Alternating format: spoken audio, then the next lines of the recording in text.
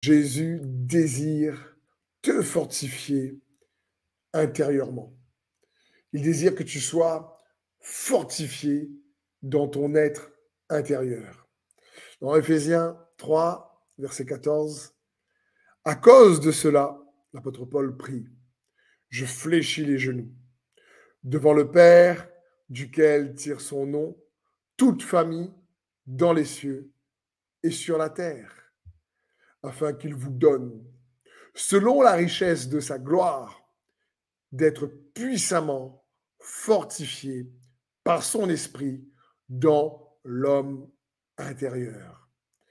Selon la richesse de sa gloire, d'être puissamment fortifié par son esprit dans l'homme intérieur.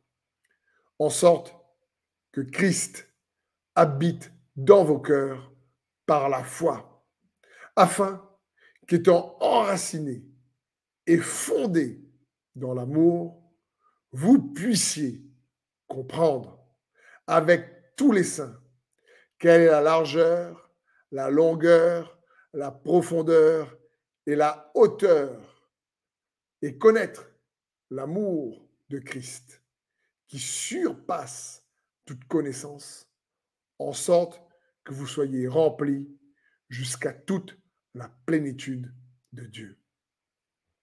Quelle ici prière phénoménale de l'apôtre Paul pour chacun d'entre nous. Quelle prière! Frères et sœurs, je vous encourage, je t'encourage à faire souvent cette prière pour toi-même. Elle est puissante en révélation. L'apôtre Paul prie et il dit, selon la richesse de la gloire de Dieu, selon la richesse de sa gloire, et elle est incroyablement infinie, extraordinaire. Il dit qu'il prie que toi et moi, nous puissions être puissamment fortifiés.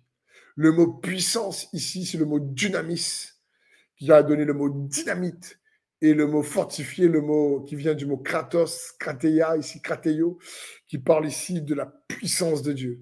C'est comme s'il est en train de dire que tu sois puissamment empuissancé, que tu puisses être puissamment connecté, recevoir la capacité de Dieu. Il est en train d'ici de dire qu'il désire que selon la richesse de la gloire de Dieu, que tu puisses devenir conscient et que tu puisses t'approprier, capter, extraire la puissance de Dieu qui est déjà là par son esprit en toi, afin qu'en toi, dans ton être intérieur, cette puissance-là, tu te réveilles, elle te saisit, elle t'embrase dans ton être intérieur, pour que ensuite il donne les raisons. Il dit pour que nous puissions être réellement dans la foi, que Christ habite dans nos cœurs, vraiment par la foi, et que cette foi, cette puissance fait que Christ demeure par la foi en nous, et une foi qui est fondée, établie, enracinée, qui est ferme, qui est stable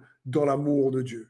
C'est une foi qui n'est pas ballottée par justement les difficultés, les problèmes, les incompréhensions, les désaccords. Oui, je suis pas d'accord. Oui, mais il y a si l'actualité, il y a des problèmes au monde, dans le monde. C'est une foi qui est stable, et c'est ce que l'apôtre Paul nous encourage, et il désire cela pour chacun d'entre nous. Ensuite, il dit, comme ça, on va comprendre ô combien est long, large, profond l'amour, et oh, l'amour de Dieu.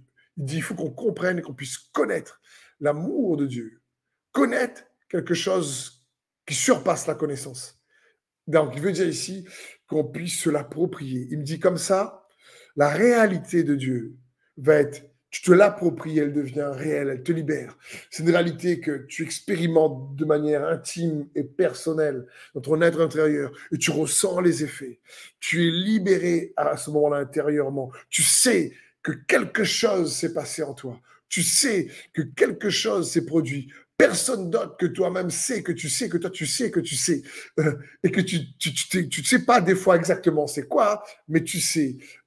Tu ne sais pas peut-être mettre les mots, le vocabulaire dessus, mais tu sais qu'il y a un déblocage, tu sais qu'il y a une assurance, tu sais qu'il y a une peur qui est partie, tu sais qu'il y a la honte qui a été brisée, tu sais que tu étais libéré de la jalousie, que tu étais libéré de la rancune, tu sais qu'il y a quelque chose qui s'est passé et qui a permis à l'identité même de Christ, de ce que tu es en Christ, d'exploser à l'intérieur de toi, qui produit un changement évident, un changement réel. Et c'est ce que l'apôtre Paul veut dire par sur la richesse de sa gloire, que vous soyez puissamment fortifiés. C'est juste magnifique ce que ici l'apôtre Paul propose pour déclarer, prie et désire pour chacun d'entre nous. Et il dit quand ça arrive, en fin de compte, on expérimente l'amour de Dieu. On expérimente un amour qui dépasse la connaissance, on va dire, humaine, la sagesse humaine. C'est une connaissance par l'expérience intime avec le Saint-Esprit en nous qui nous permet de réaliser cela. Et je crois que c'est ce que Dieu veut pour chacun d'entre nous. Et je désire t'encourager à chercher cela, à prier aussi pour ça et ne pas laisser peut-être justement les distractions, les soucis de la vie t'empêcher de prioriser toujours un moment de piété, d'intimité avec le Seigneur qui va te permettre d'atteindre quelque part ou de vivre cette expérience avec le Seigneur parce qu'il invite tous ses enfants à, à être intime avec lui et découvrir que dedans, le moment de prière, de méditation de la parole ou de foi, eh ben, il y a à un moment donné, un moment, quelque chose par son Saint-Esprit qui va venir exploser dans le bon sens du terme en toi et où tu vas t'approprier la réalité du royaume de Dieu, de Christ et de sa vie en toi. C'est le désir de Dieu pour chacun d'entre nous et je prie pour cela pour toi. Je prie pour moi-même. Je prie que le Saint-Esprit vienne faire éruption dans ton être intérieur encore plus dans le nom de Jésus. Amen.